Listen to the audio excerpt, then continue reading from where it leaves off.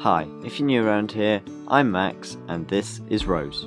She's a Mercedes-Benz 310D Luton van. She's also very rusty and needs a lot of work. I plan to do most of the welding and repairs myself to get her through the first MOT in 5 years. Make sure you hit that like and subscribe button to come along for the ride.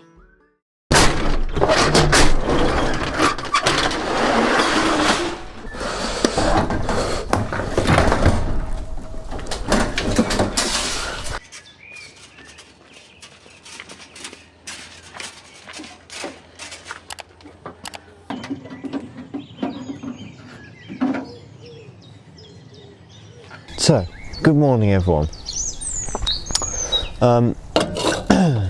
Welcome back to another video. Now this video has to go up tomorrow, so sorry if this one's short, and I also apologise that the last one was like 45 minutes long. That was not intentional. That's just how long it was, and I cut so much footage out. It was about 4 hours long. I just cut so much of my rambling out, and still. But yeah, I hope you like the sort of, I still try and make it quick and snappy as well, but still 45 minutes. But yeah, this one's just going to be a quick one because it's only 1 day's work. That was only 3 days recording, and I got 4 hours footage. But yeah, so as you can see here, there's a bit of a different colour. So basically, I bought some Rust-Oleum combi colour in Battleship Grey or RAL 7031 or RAL Blue Grey. So my thinking is, with the painting, is if I paint everything on the cab in combi colour, then like things like round the windows where I need to de-rust and stuff, when I paint that, like here I'll be taking the window trims off and painting behind them, so that way then it's in the final colour, and that way I won't really have to mask off when I come to paint the van in this colour. I bought 2.5 litres. I haven't thinned it down for the actual priming because it's not really necessary, but when I paint the van I'll do like a 4:1 ratio mix of paint to thinners. But yeah, so I welded this hole yesterday. That went well. That went very well actually. I nabbed the grinder a bit on the new bonnet, so there's a couple of marks, but I'm not really fussed if the panels aren't perfectly straight. Where I've ground this back, there's still a raised spot where the weld was, but there's no holes. I did a pretty solid weld. I was pretty proud of this one, getting better every time. As you can see here, there is this hole here, so I did this one, but there's this one to do, and then there's also the one up here again, which basically what I need to do is weld a lip on this side, because these are this is a join where 2 lips join, and then I need to make like a right angle to weld in here and also be the second lip on there, so it's not too bad. Another job I want to do is the bits underneath the step, which I found when I was welding the step before. So there, as you can see, I've cut one hole there, and then there's a bigger one here, and they just need squares welding into them. And then the other thing that I want to do is, if you look in there, so old metal, it's just really shit basically, and as you can see the welds are still fine, but where I've ground it back again, it's been left a while, and it's just got some surface rust on. So I think what I'll do is hit that with the wire wheel just gently, just to get anything major off. But then I think I'll stick some red oxide in under here, because underneath all of here and the chassis and everything under here, the whole underside is going to be red oxided, because as I said, it's really good stuff, that Rust-Oleum 769.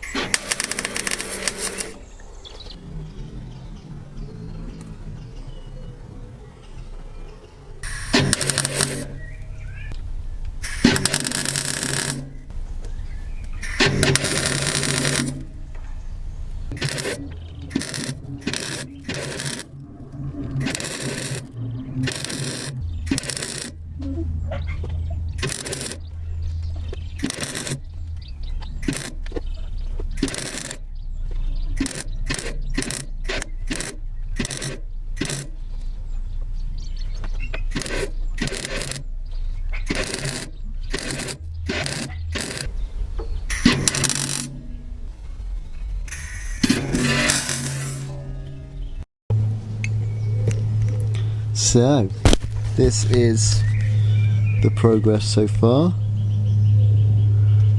As you can see, no more hole there. That's a drainage hole, although I didn't replace that, but upon hindsight I probably should have. And then that's another replacement panel, but that was the first one. And as you can see, it's a bit patchy. That was my first upside down welding. But overall, it's now solid again. So it's all zinc primered, galvanized on the inside. And now I'm going to slap a load of red oxide on it. So I'll show you that after. So there we are, guys. As you can see, it's all looking lovely and red oxided. If you take a look, pretty happy with that overall. Sorry, there's some marks on the camera. And then I finally red oxided the underside of the first patch I ever did. And then if you take a look in here, there's also that patch, which was the step patch that I've now also red oxided. And there's that patch right over there, which is this one here. And then up here I've painted them in the Rust-Oleum combi colour, which is going to be what everything's going to be painted in eventually anyway. And then there's that one. So yeah, it's still looking very patchy, but once this patch is done and in, then I'm going to paint this half of the floor, and that will just make things look so much nicer. The wing, I'm still not sure what to do. It's not too bad. I mean, I'm going to replace it, I've got one, but I think I'm going to leave it for now because it's spot welded, and to be honest, I'm not really worried about that. It's a bit like the bottom of the other door, I'm not worried about. But yeah, so this was going to be the end of the video, but the video is supposed to be up in 2 minutes. So yeah, today's Monday, and the video is supposed to be up in 1 minute. Which is not going to happen, so the video will be out tomorrow at 5 PM. I did smash my phone yesterday, so I'll update you on community, but on my laptop, which is a bit more of a faff. Also yesterday, my friend Joe Road Viking, I'll put his Instagram and YouTube there and in the description as well, he popped round because he was in the area, and it was good to catch up with him, show him the rust bucket. But yeah, it's looking alright. I don't know if I showed you the fact that I painted all the bits around the cab. Oh, and then I found another one up there, which you can't see, but there was a bulge in the paint. I was like, that better not be rust. I put my finger in it, crunch, it was rust.